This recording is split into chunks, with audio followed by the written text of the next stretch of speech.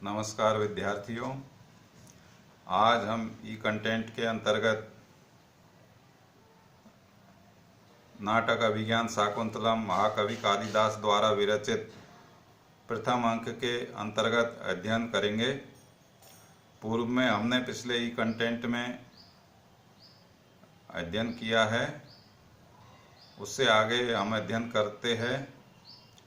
रंगमंच पर सूत्रधार एवं नटी नाटक की कथा वस्तु का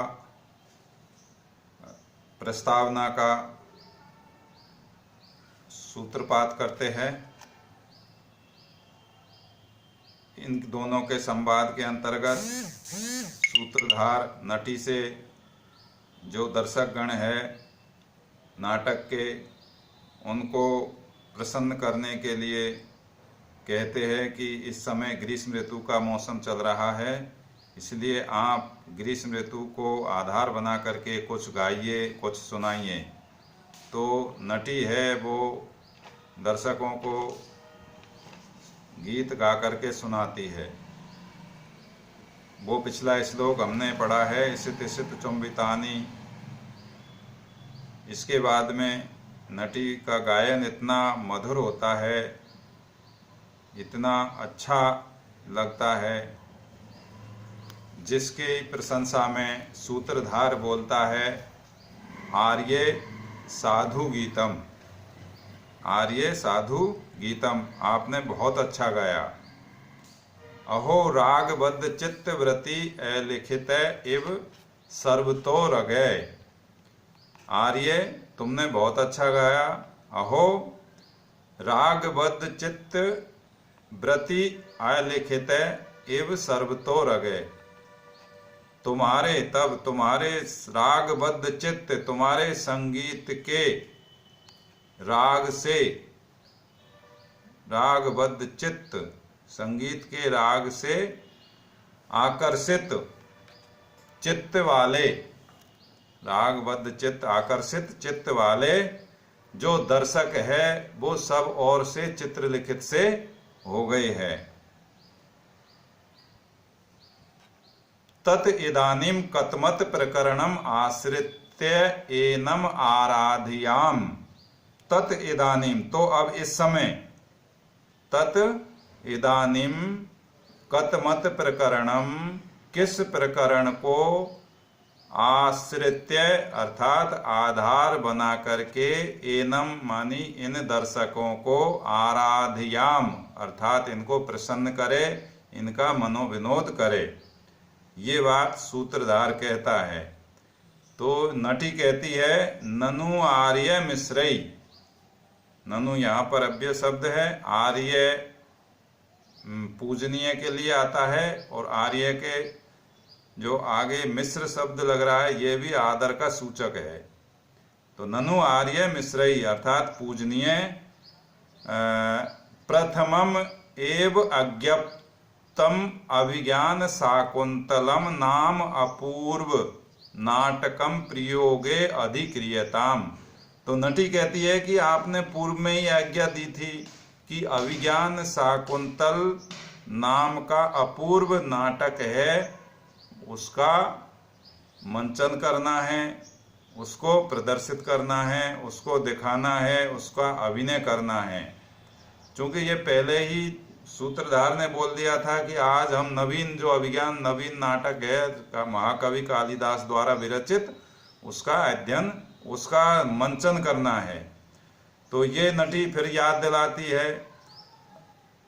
तो सूत्रधार कहता है कि आर्ये सम्यक अनुबोधितो अस्मि, कि आर्ये सम्यक अनुबोधितो अस्मि, आपने ठीक याद दिलाया। सम्यक अनुबोधितो अस्मि, आपने बहुत अच्छी तरह याद दिलाया, आपने ठीक याद दिलाया। अस्मिन क्षणे विस्मृतम खलु मया, इस समय मैं वास्तव में ये भूल गया था।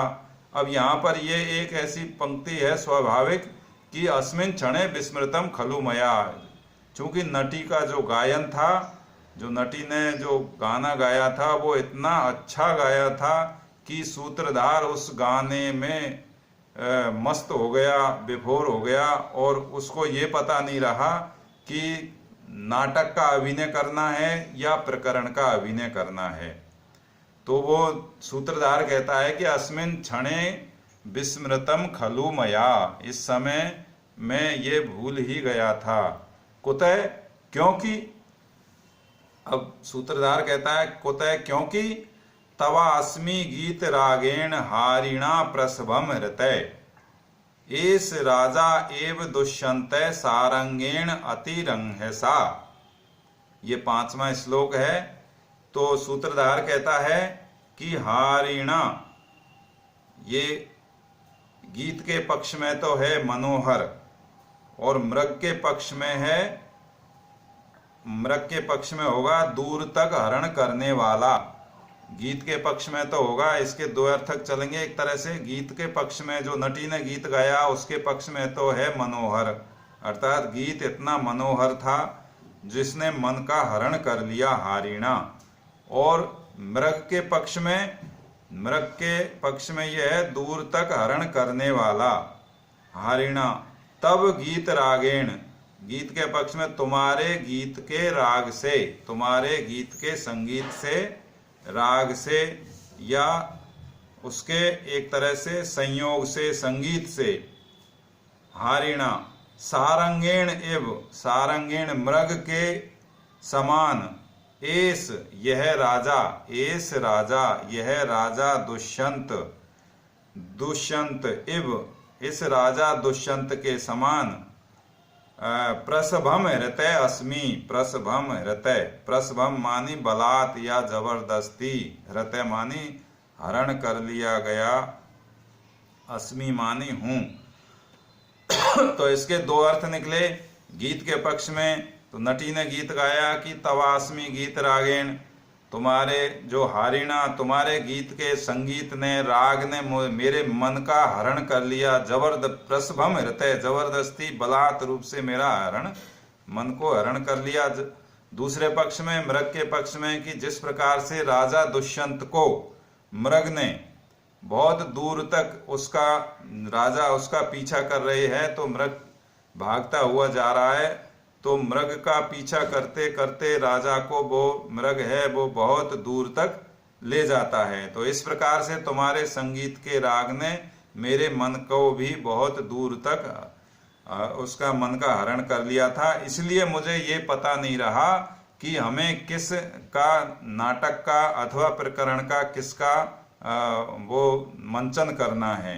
तभी तो उसने, सूत्रधार ने कहा था कि अस्मिन क्षणे विस्मृतम खलु मया, कि इस समय मैं निश्चित रूप से मैं भूल गया था।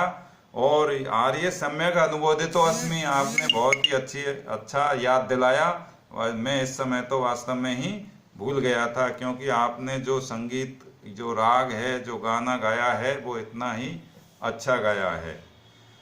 तो इति निष्क्रांतौ, इस प्रकार से सूत्रधार और नटी रंगमंच से दोनों निष्क्रांतौ निकल जाते हैं। प्रस्तावना, यहाँ पर प्रस्तावना अर्थात जो नाटक का प्रस्तावना है, नाटक की प्रस्तावना है, नाटक का जो आमुख है, वो यहाँ समाप्त होता है। ये प्रस्तावना है। ये भारतीय वृत्ति के जो 4 भेद है उनमें से एक भेद है। अन्य भेद है प्ररोचना, बीथी और प्रहसन। तो ये 4 भेदों में से एक है प्रस्तावना। इस प्रस्तावना के अंतर्गत ही नटी और जो सूत्रधार होता है, एक तरह से सूत्रधार, नटी, विदूषक जो भी रंगमंच पर आते हैं, वो जो नाटक की जो कथा वस्तु है उसका एक प्रकार से बीजारोपण करते हैं। वो इस प्रकार का इसमें उन्होंने संकेत दे गए हैं कि जैसे हिरण का पीछा करते हुए, मृग का पीछा करते हुए ये मृग राजा को बहुत दूर तक ले गया है, ऐसे ही तुम्हारे गीत के राग ने मेरे मन को बहुत दूर तक खींच लिया। इसलिए मैं ये भूल गया था कि हमें किसका प्रदर्शन करना है। इसके बाद में नटी और सूत्रधार दोनों निकल जाते हैं। अब हम अगला ई कंटेंट में देखेंगे अगला श्लोक नंबर 6 को। धन्यवाद, थैंक यू।